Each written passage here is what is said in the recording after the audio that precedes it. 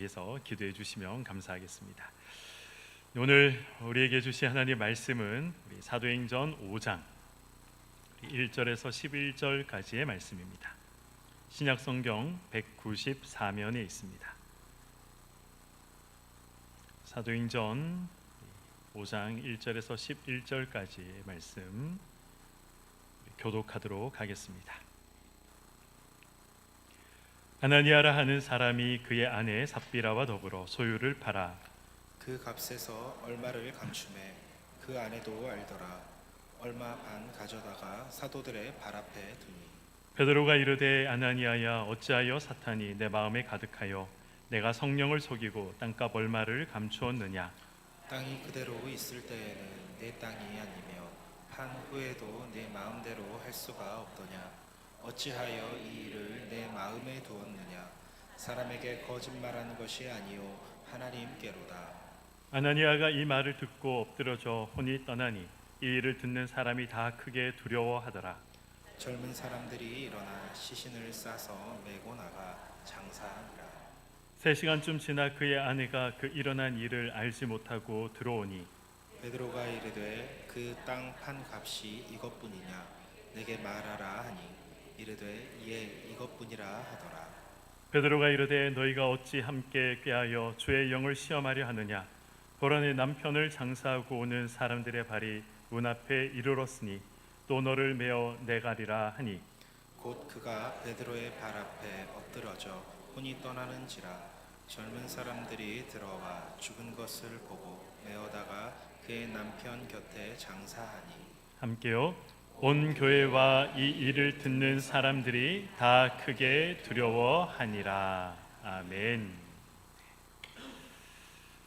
네, 우리 11월 첫 번째 주일입니다. 우리 11월 이제 첫 번째 주일, 올해도 얼마 남지 않았는데요. 우리 옆에 분들과 이렇게 한번 인사하고 우리 말씀을 나누도록 하겠습니다. 우리 2023년 얼마 남지 않았지만 하나님의 은혜가 더욱 풍성하길 소망합니다. 네, 우리 하나님의 은혜가 더 풍성하길 소망합니다. 네, 우리 정말 하나님의 은혜가 더 풍성해서 우리 한 해를 아름답게 잘 마무리하시는 11월, 12월 우리 남은 2달이 되셨으면 좋겠습니다. 저는 오늘 설교 본문을 선택하면서 사실 굉장히 고민을 많이 했습니다. 왜냐하면 오늘 말씀이 그렇게 듣기에 좋은 말씀도 아니고 그리고 또 유쾌한 말씀도 아니라 불편하고 거북한 그러한 내용이 있기 때문에 오늘 말씀을 이대로 해야 할까 말아야 될까 고민을 했습니다. 우리 지난주 이제 초청 주일이 있었고 그리고 그 전주에 이제 4장 이 말미의 말씀부터 시작해서 오늘 5장 11절의 말씀을 가지고 제가 한번 설교를 했었습니다. 그리고 그때 설교를 제가 준비하면서 이 말씀은 한 번에 끝내야 될 내용이 아니라 2번에 걸쳐서 말씀을 해야겠다.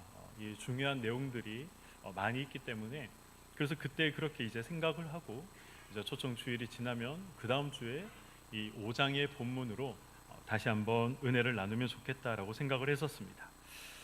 근데 이번 주에 곰곰이 생각을 해보니 이 말씀으로 오늘 나누는 게 좋을까 그런 생각이 문득 들었습니다. 오랜만에 우리 교회 오신 분들도 계시고 또 우리 교회 처음 이제 오셔서 이 예배 자리에 이제 참석하신 분들도 계시는데 듣기 편한 말씀, 듣기 좋은 말씀을 1시간 듣고 가시는 게 좋지 않을까 그런 생각이 저에게 있었습니다. 그러나 하나님이 누구신가 이 사실을 알기를 원하신다면 첫 단추를 잘 끼우는 것이 중요하겠다 그런 생각을 했었습니다. 그래서 원래 계획했던 이 말씀을 오늘 함께 나누자 그렇게 생각을 하고 말씀을 준비하게 되었습니다. 예수님께서 부활하시고 승천하신 후에 이 땅에 이제 교회라는 것이 생겨나기 시작했습니다. 이 교회사에서는 이 시기를 이제 초대 교회 시기다 그렇게 이야기를 하죠. 2000년 전에 예수님이 승천하시고 이제 막 교회들이 생겨나던 이 시기를 초대교회 시기다라고 이야기를 합니다. 이 땅에 수많은 교회들이 지금 존재하죠. 그리고 또 이전에도 수많은 교회들이 존재했었습니다. 그런데 수많은 교회들이 존재했었고 지금도 수많은 교회들이 존재하고 있지만, 그러나 가장 먼저 생긴 교회가 있지 않겠습니까? 그리고 그 교회, 이 수많은 교회들 중에 가장 먼저 세워진 그 교회는 어디에 있었을까요? 지금 유대교와 기독교와 이 이슬람교의 성지라고 불리는, 그래서 지금 전쟁이 한참 진행 중인 이 이스라엘 예루살렘에 바로 이 지구상 가장 이 최초의 교회가 세워지게 되었습니다. 그 교회가 바로 이 예루살렘 교회였던 것이죠. 이 예루살렘 교회에 다니는 성도들 중에 누가 있었느냐 하면 이 아나니아라 이름하는 이 어떤 이 남편과, 그리고 삽비라라는 이름을 가진 이 부인, 그러니까 이 부부가 이 교회에 등록을 해서 신앙생활을 하고 있었습니다. 그런데 오늘 성경을 보니 이 부부가 어떤 일을 합니까? 자기 소유를 팔아서 헌금을 하는 그런 이 정신 나간 짓을 하고 있는 겁니다. 신앙을 갖고 있는 사람들이 볼 때에는 대단한 믿음의 사람이다라고 생각을 하지만, 신앙이 없는 사람들이 볼 때에는 광신도다, 정신 나간 사람이다, 그렇게 생각할 수 있는 행동을 하고 있는 것이죠. 이 성경이 말하고 있는 소유는 어떤 것을 말하는 것일까요? 이 동산이 아니라 부동산을 말하는 것입니다. 땅을, 토지를 이야기하고 있는 것이죠. 예루살렘은 이스라엘의 수도였습니다. 동서고금을 막론하고 이 수도의 토지를 가지고 있다라는 것은 이 굉장한 어떤 재산을 가지고 있었다는 것이죠. 상당한 재산이 될 수 있었습니다. 그리고 당연히 다른 지역에 있는 토지보다 땅값이 높았죠. 그런데 그걸 팔아서 교회에 헌금을 했다? 제정신이 아닌 것이죠. 세상 사람들이 볼 때에도 그렇고, 교회를 다니는 사람들이 볼 때에도 굳이 그렇게 이 교회에 헌금을 할 필요가 있을까라는 생각을 하게 됩니다. 그런데 문제가 있습니다. 어떤 문제입니까? 이 땅을 팔아서 마치 이 땅 판 금액 전액을 헌금한 것처럼 그렇게 속였다는 것입니다. 그래서 어떤 결과를 이 아나니아와 삽비라라는 이름을 가진 이 부부가 어떤 결과를 맞이하게 됩니까? 죽게 되는 결과를 맞이하게 됩니다. 얼핏 이 사건을 보면 이 헌금을 떼먹었기 때문에 하나님께 벌을 받아서 죽임을 당했다, 그런 내용으로 보입니다. 그러나 이 사건은 그런 내용이 아니다라고 제가 지난 시간에 말씀을 드렸습니다. 우리가 신앙생활을 이제 시작하시는 분들 중에 혹시 오늘 제가 설교 드리는 이 말씀을 듣고, 아니면 방금 읽었던 이 성경 말씀을 들으시고 혹시 이 헌금 안 하면 벌 받나 보다, 헌금을 떼먹으면 죽을 수도 있나 보다, 이렇게 생각하시는 분들이 없으시길 바랍니다. 만약 그렇다면 여기 우리 교인들이 앉아 계시지만 여기에 지금 살아 계실 분들이 몇 분 안 계십니다.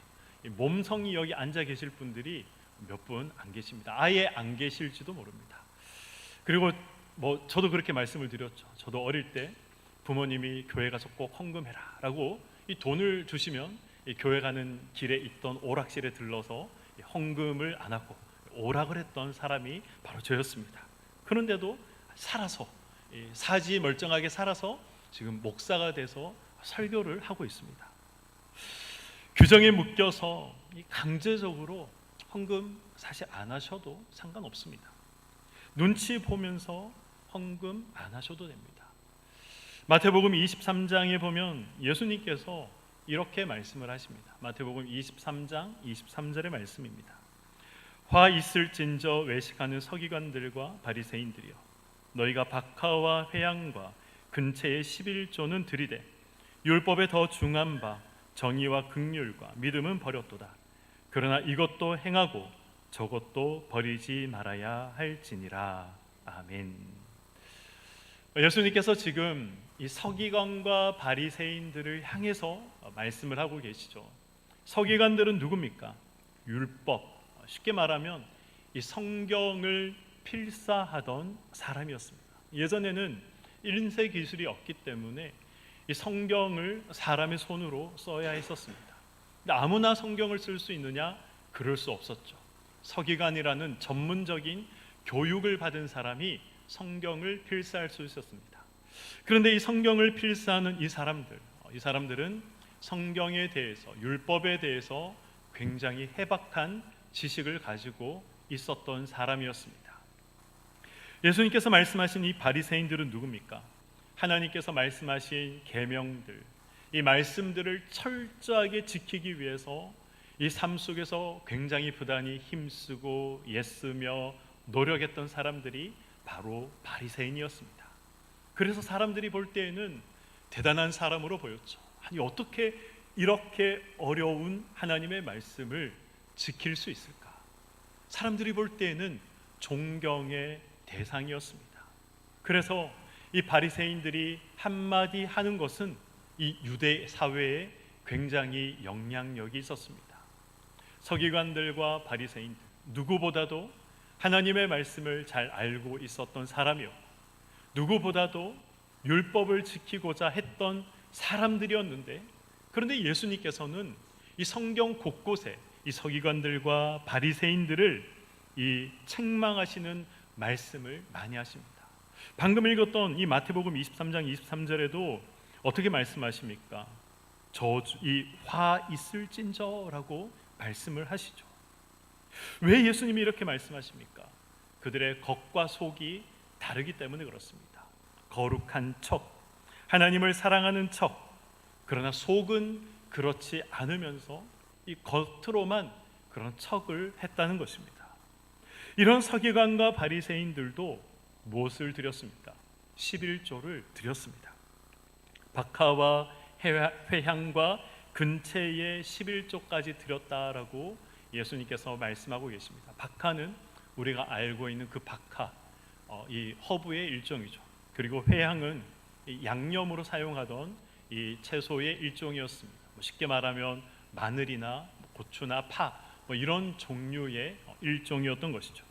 그리고 이 근체라는 것은 이 뿌리 채소를 이야기하는 것인데 그냥 채소라고 생각을 해도 좋을 것 같습니다.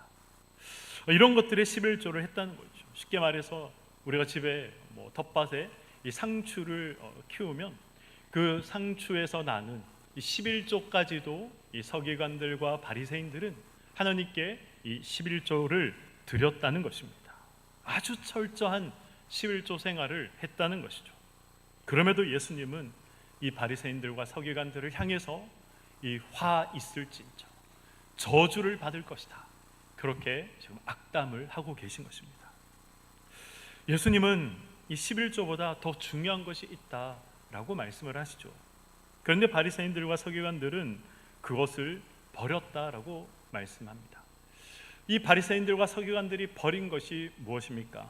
정의와 긍휼과 믿음입니다. 정의를 행하는 것을 버렸다. 너희들은 사랑을 베푸는 것을 버렸다. 하나님을 향한 온전한 믿음을, 또 믿음의 삶을 버렸다. 이것을 예수님께서 말씀하고 계십니다. 탈세에서 헌금 잘하고 이 직원 월급을 제대로 안 주고 헌금 잘한다면 그것이 무슨 의미가 있겠습니까?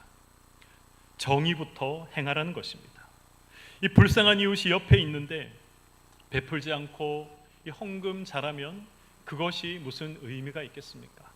줄이고 힘든 내 이웃부터 돌아보라는 것이죠. 하나님께 드리는 것을 투자로 생각하는 분들이 계십니다. 11조를 투자로 생각하는 분들이 계십니다.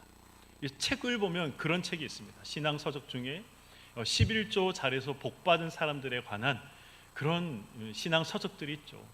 저는 그런 신앙 서적들을 보면 근데 왜 하나님 저는 이런 복을 안 주십니까? 그런 질문이 떠오릅니다. 왜냐하면 저도 굉장히 11조 잘하거든요. 저는 11조보다 조금 더 하는 것 같습니다.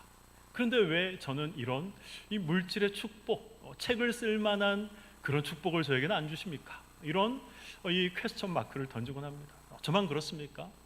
다 그런 생각 한 번쯤은 해보지 않으셨습니까?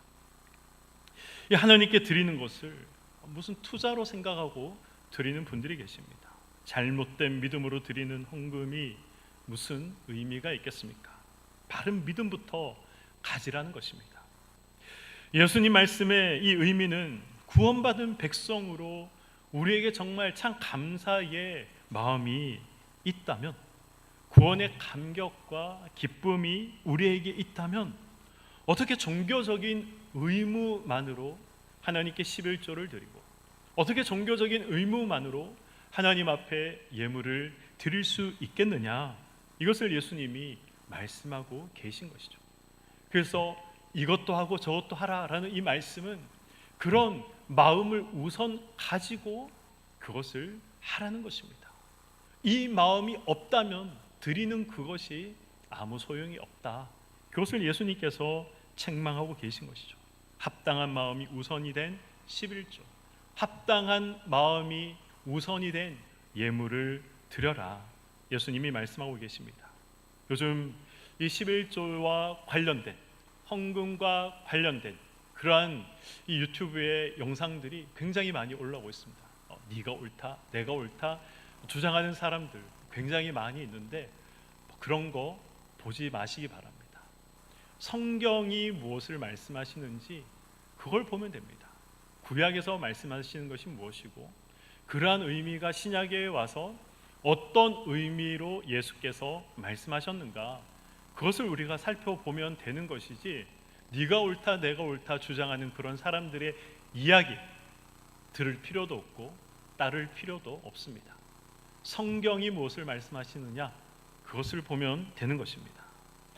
오늘 저는 이 부분을 말씀을 드리려고 하는 것은 아니기 때문에 여기에서 이 정도만 하고 넘어가도록 하겠습니다. 계속해서 제가 설교를 하다가 보면 이런 헌금에 대해서 11조에 대해서 나오는 부분이 있겠죠. 그러면 그때 제가 자세하게 말씀을 드리겠습니다. 오늘 이 사건의 핵심은 헌금을 어떻게 드려라, 그것이 아니라 오늘 사건의 핵심은 3절의 말씀입니다. 3절의 말씀을 한번 보시기 바랍니다. 베드로가 이르되, 베드로가 아나니아에게 무엇을 이야기합니까? 아나니아야, 어찌하여 사탄이 내 마음에 가득하여 내가 성령을 속이고 라고 이야기를 합니다. 이 아나니아와 삽비라 사건의 핵심은 이 사탄이 마음에 가득하여 이 성령을 속인 것, 이것이 이 사건의 핵심입니다. 이제 우리는 이런 질문을 한번 생각해 볼 필요가 있습니다. 이 성령을 속이게 된 근본적인 원인, 왜 아나니아와 삽비라가 하나님을 속였느냐, 그 하나님을 속인 근본적인 원인이 무엇인가 하는 것입니다. 성경은 그 근본적인 원인을 무엇이라고 말씀하고 있습니까? 사탄이 마음에 가득했기 때문이다. 그래서 하나님을 속였다, 그래서 성령을 속였다 말씀하고 있는 것이죠. 이 가득하여라는 말의 이 원문의 의미는 충만하다라는 의미입니다. 충만하다. 성령 충만하다 할 때 그 충만이랑 동일한 단어가 여기에 사용되어 있더라고요. 성령으로 충만해야 하는데 사탄으로 충만해져서 성령을 속이고자 하는 마음, 하나님을 속이고자 하는 마음, 그 마음이 아나니아와 삽비라에게 있었던 것입니다. 이것이 바로 이 사건의 핵심입니다. 그렇다면 무엇이 성령으로 충만해야 할 이 마음을 사탄으로 충만하게 만들어 버린 것일까요? 아나니아와 삽비라 사건과 이 영적으로 동일한 이 의미가 있는 사건이 구약에도 등장을 합니다. 이 아나니아와 삽비라 사건과 영적으로 동일한 사건, 그 사건과 동일한 사건이 구약의 어떤 사건일까요? 바로 우리가 잘 알고 있는 유명한 사건인데 금송아지 사건입니다. 이스라엘 백성들이 이집트에서 노예 생활을 하다가 모세에 의해서 이 이집트를 탈출했다라는 것은 교회를 다니지 않는 사람들도 다 잘 알고 있는 내용입니다. 영화로도 만들어졌고 아이들이 보는 애니메이션으로도 많이 만들어졌기 때문에 이집트 왕자라고 하면 이 유명한 이야기가 된 것이죠. 모세의 기적이라는 말을 들으면 어떤 것이 모세의 기적이다라는 것도 세상 사람들은 다 잘 알고 있습니다. 유튜브에 홍해, 이집트 전차 이런 연관 검색어를 넣어서 검색을 하면 이 영상들이 굉장히 많이 올라와 있습니다. 이 홍해 바다 밑에서 발견되는 이 이집트 전차 이 군단들의 바퀴들, 이 무기들 이러한 것들이 바다 밑에 이 수장된 것들이 이 수중 촬영된 영상들 이러한 것들이 이 영상에 많이 올라와 있습니다. 이스라엘 백성들이 바다를 건넜다라는 부정할 수 없는 역사적인 사실, 이 증거들이 밝혀지고 있는 것이죠. 그리고 그들은 바다를 건너서 시내산이라는 곳에 도달하게 됩니다. 이 시내산에 도착하자 산 위에 짙은 구름이 끼기 시작하고 천둥과 번개가 치기 시작합니다. 그리고 큰 나팔 소리가 울려 퍼지고 이 연기가 피어오르기 시작하면서 하나님의 음성이 들리기 시작합니다.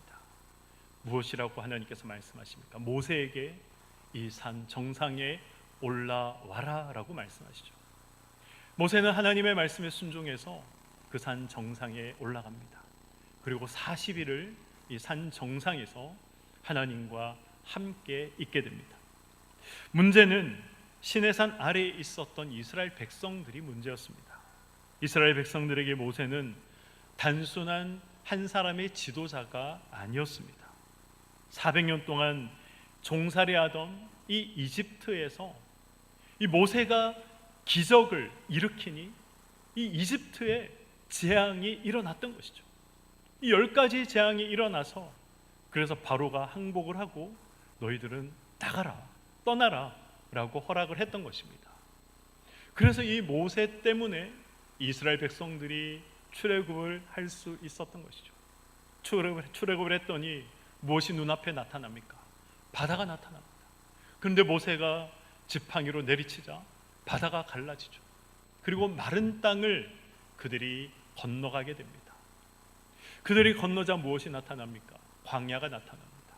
물이 없어서 너무너무 힘들었습니다. 광야를 걸어 보신 적이 있으십니까? 저는 신대원 3학년 때 이 성지 답사를 다녀온 적이 있습니다. 저희를 인솔하시던 교수님이 이 시나이 반도 이 도로를 타고 가시는데 갑자기 차를 세우시더니 우리가 이 광야를 지금 지나가고 있는데 이스라엘 백성들이 지나가던 그 광야를 우리가 지나가고 있는데 이 광야를 한번 걸어봐야 되지 않겠느냐, 체험을 한번 해봐야 되지 않겠느냐라고 하시더라고요. 한 5분 정도 걸었을까요? 저희가 더위를 먹은 적이 있습니다. 너무 힘들더라고요. 그 내리쬐는 그 따가운 햇살이 너무너무 힘들게 했습니다. 그런데 그 광야를 지날 때 하나님께서 구름 기둥으로 그 햇살들을 막아주셨습니다. 밤에는 어떻습니까? 하나님께서 불기둥으로 그들을 또 지켜주셨죠. 제가 성지 답사를 하면서 그 프로그램 중에 어떤 게 있었냐면 그 광야에서 이제 야외 텐트를 치고 하루 잠을 자는 그런 이제 체험을 하는 프로가 있었습니다. 근데 이제 여행사에서 무엇을 주냐면 이 오리털 침낭을 주더라고요. 낮 시간에 5분을 걸어서 이 더위를 먹을 뻔했는데 오리털 침낭을 저에게 주는 것을 보면서 정신 나간 사람들이다, 제가 그렇게 생각을 했습니다. 근데 밤이 되니까 정말 너무너무 춥더라고요. 침낭을 안 사용할 수가 없었습니다. 근데 하나님께서 그들에게 불기둥을 허락하셔서 그들을 지켜주셨던 것이죠. 광야 생활을 하려면 또 무엇이 필요합니까? 목이 마르죠. 근데 모세가 또 지팡이를 쳤더니 물이 솟아나오는 그런 놀라운 이 기적과 체험들을 그들이 했었습니다. 그런데 그 지도자인 모세가 사라진 것이죠. 하루가 지나고 이틀이 지나고 한 주가 지나고 2주가 지났지만 모세가 산에서 내려오지 않는 것입니다. 이 눈에 보이던 지도자가 사라지니까 어떤 마음이 들까요? 마음속에 불안이 찾아오기 시작했습니다. 그래서 이스라엘 백성들은 눈에 보이는 무언가가 필요했던 것이죠. 그래서 만든 것이 금송아지였습니다. 이 금송아지가 우리를 애굽에서 인도해낸 하나님이다. 그렇게 생각하고 그것을 만들고 그것 앞에서 춤추고 노래하며 경배를 했던 것이죠. 40일 후에 모세가 내려와 보니 사람들이 이 금송아지 앞에서 춤추며 기뻐하고 있는 겁니다. 그리고 모세가 그들을 향해서 이렇게 이야기합니다. 출애굽기 32장 25절의 말씀입니다. 모세가 본즉 백성이 방자하니 이는 아론이 그들을 방자하게 하여 원수에게 조롱거리가 되게 하였음이라. 아멘. 이 방자하다라는 이 말, 원어적인 의미를 살펴보면 고삐가 풀렸다, 벌거벗었다, 이런 의미가 있습니다. 무슨 말입니까? 그들이 광란의 축제를 벌였다, 그런 의미도 되고, 하나님의 질서에서 벗어나서 자기 마음대로 그들이 살기 시작했다, 그런 의미도 되는 것입니다. 사람이 어떻게 방자해질 수 있습니까? 하나님이 계신다는 사실, 하나님이 나의 주인이라는 사실, 이 사실을 잊어버리면 누구나 다 방자해질 수 있습니다. 하나님이 나의 주인이라는 이 사실을 잊어버리면 예수를 믿습니다라고 이야기를 하지만, 종교란에 기독교라고 적지만, 그런 누구나 방자해질 수 있습니다. 이제 하나님이 보이지 않습니다. 누가 보입니까? 내가 보이기 시작하는 거죠. 나의 욕심과 나의 욕망을 채워줄 것들이 보이기 시작합니다. 나의 기쁨을 채워줄 수 있는 것, 이런 것들이 보이기 시작합니다. 이것이 바로 인간이 타락하는 근본적인 원리인 것입니다. 베드로도 아나니아에게 내 마음이 어찌하여 사탄이 가득하냐라고 책망하죠. 사탄이 가득하다라는 말이 바로 이 죄의 원리를 이야기하고 있는 것입니다. 하나님이 아담과 하와에게 선악을 알게 하는 이 선악과를 먹지 말라라고 말씀을 하셨습니다. 그런데 이 사탄이 나타나서, 뱀이 나타나서 이 하와를 어떤 말로 유혹합니까? 하나님께서 왜 이 선악을 알게 하는 나무를 너희들이 먹지 못하도록 하셨는지 아느냐? 하나님께서 너희들이 이 나무의 열매를 먹으면, 선악을 알게 하는 나무의 열매를 먹으면 너희들이 하나님과 같이 될까 봐, 그래서 하나님이 먹지 말라고 했다. 이 뱀의 말을 들은 하와가 귀가 솔깃해졌습니다. 저걸 먹으면 하나님과 동등한 위치에 설 수 있구나, 나도 하나님이 될 수 있구나, 그렇게 혹했던 것이죠. 그래서 그 열매를 먹었던 것입니다. 사탄이 마음에 가득하여 하나님이 보이지 않습니다. 이 아담과 하와는 이 사탄이 마음에 가득하니 하나님이 아니라 하나님과 동등해질 이 자신의 모습들이 눈에 들어오기 시작했습니다. 이스라엘 백성들은 사탄이 마음에 가득하니 하나님이 아니라 눈에 사라진 모세가 눈에 들어왔습니다. 그래서 모세를 대체할 금송아지를 만들었던 것입니다. 아나니아와 삽비라는 사탄이 마음에 가득하니 하나님이 아니라 사람들에게 칭찬받고 사람들에게 칭송받을 자신들의 모습이 눈에 들어오기 시작했습니다. 그래서 사람들에게 칭찬받기 위해서 땅을 팔아서 이 전액을 마치 헌금하는 척 그렇게 신용을 했던 것입니다. 하나님께서 세상을 창조하셨다, 하나님이 나를 창조하셨다, 하나님께서 역사를 다스리고 계신다, 하나님께서 내 인생을 지키시고 하나님께서 뜻대로 이 세상을 움직이시고 또 인도하신다라는 이 사실을 우리가 놓아버리면 저와 여러분도 하나님이 보이지 않습니다. 저와 여러분도 자기만 보이는 것이죠. 무엇이 나의 욕심을 채워줄 수 있을까? 무엇이 나를 기쁘게 해줄 수 있을까? 그것만 보이는 것입니다. 우리는 우리의 삶을 점검해 봐야 합니다. 지금 저와 여러분의 주인은 누구입니까? 하나님입니까? 아니면 나 자신입니까? 확인할 수 있는 한 가지 확실한 방법이 있습니다. 제가 금요 철야 기도 시간에 한번 말씀을 드린 적이 있는데, 여러분 지난 한 주의 삶을 한번 잘 생각을 해보시기 바랍니다. 그리고 그 삶 속에서 하나님을 한번 다 빼보시기 바랍니다. 하나님을 다 빼도 밥 잘 먹고 회사 잘 다니고 가정생활 잘하고 모든 생활에 어려움이 없다면 여러분은 잘 살고 계신 것이 아닙니다. 그런데 지난 한 주간의 삶 가운데 하나님을 뺐더니 나의 삶이 우르르 무너지더라. 그러면 여러분은 정말 잘 살고 계신 것입니다. 내가 주인이 아니라 하나님이 주인된 자로 잘 살고 계신 것입니다. 사랑하는 성도 여러분, 우리가 이 죄의 원리에 지배를 받지 않고 하나님께 지배받는 삶을 살기 위해서는 훈련받아야 합니다. 그냥 그렇게 살 수 있는 것이 아닙니다. 저와 여러분은 죄성이 있는 사람입니다. 죄성이 무엇입니까? 우리의 마음은 언제나 이 죄를 향한다는 것입니다. 우린 그냥 놓아두면 죄를 짓게 되어 있습니다. 죄를 사랑하게 되어 있습니다.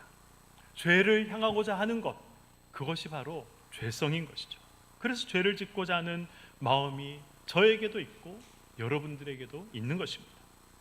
훈련하지 않으면 우리는 이 죄성이라는 극성에 우리는 늘 끌려가게 되어 있습니다. 훈련은 고된 것이고 훈련은 귀찮은 것이고 훈련은 힘든 것입니다. 그러나 하지 않으면 우리의 시선은 자연스럽게 죄를 향하게 되어 있습니다. 하나님을 보지 못하고 나를 보게 되고 엉뚱한 것을 보게 되어 있는 것입니다. 지난 금요일 그런 말씀을 드렸죠. 우리 중 누구도 위대한 인생을 사는 사람은 없습니다 라고 말씀을 드렸습니다. 혹시 지난주에 세상을 구한 분이 계십니까? 지난주에 혹시 지구를 구한 분 계십니까? 아무도 안 계시죠? 우리는 다 평범한 일상을 살아갑니다.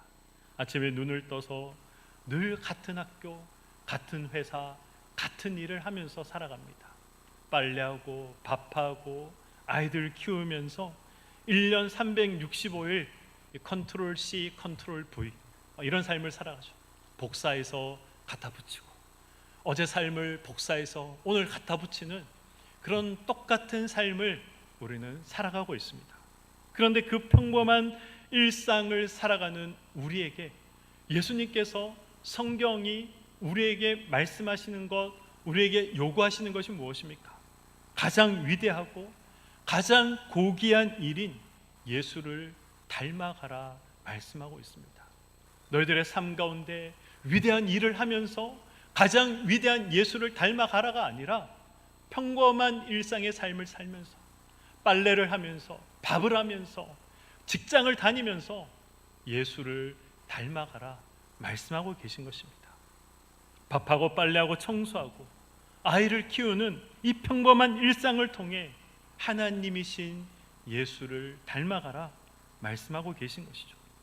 톱니바퀴와 같은 그러한 일상의 삶을 매일매일 살아가고 있는데, 별다를 것 없는 일상을 살아가고 있는데 그 삶을 통해 가장 고상한 예수를 닮아가라 말씀하고 있는 것입니다.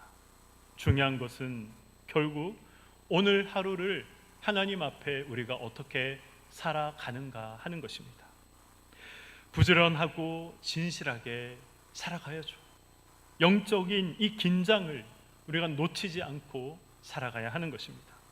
두렵고 떨리는 마음을 가지고 우리에게 주신 이 구원을 이루어 가야 하는 것입니다. 나를 덮고 하나님이 드러나도록 우리는 살아가야 하는 것입니다. 신앙이란 하나님 눈에 들기를 원하는가, 아니면 사람 눈에 들기를 원하는가, 이 싸움이다라고 말씀드린 적이 있습니다. 죄의 원리도 마찬가지입니다. 하나님을 보지 않고 자기를 보는 것입니다.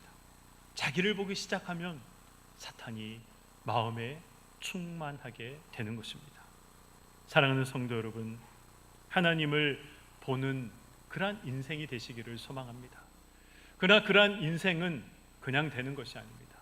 그냥 우리를 두면 우리는 죄성이 있기 때문에 죄가 우리의 생각과 우리의 마음을 지배하게 되어 있습니다. 그게 자연스러운 현상입니다.